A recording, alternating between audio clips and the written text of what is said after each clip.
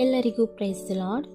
ಒಬ್ಬ ಮನುಷ್ಯನು ತನ್ನ ಜೀವಿತದಲ್ಲಿ ಎಷ್ಟೇ ನಿಂದೆಗಳನ್ನು ಅವಮಾನಗಳನ್ನು ಎದುರಿಸಿದರೂ ಕೂಡ ಕೊನೆಯಲ್ಲಿ ತಂದೆಯಾದ ದೇವರ ಬಳಿಗೆ ಬಂದು ಆತನ ರೆಕ್ಕೆಯ ನೆರಳನ್ನು ಆಶ್ರಯಿಸಿಕೊಂಡು ನಿಲ್ಲುವುದಾದರೆ ತಂದೆಯಾದ ದೇವರು ಆತನ ಜೀವಿತಗಳಲ್ಲಿ ಅದ್ಭುತಗಳನ್ನು ಮಾಡುವಾತನಾಗಿದ್ದಾನೆ.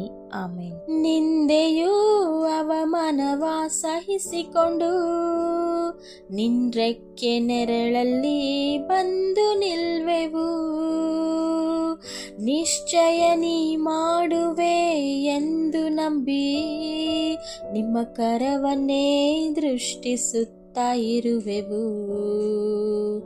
ಅದ್ಭುತ ಮಾಡಪ್ಪ ನಮ್ಮ ಜೀವಿತದಿ, ನಿಮ್ಮನ್ನೇ ನಂಬುವೆವು ಏಸಪ್ಪ,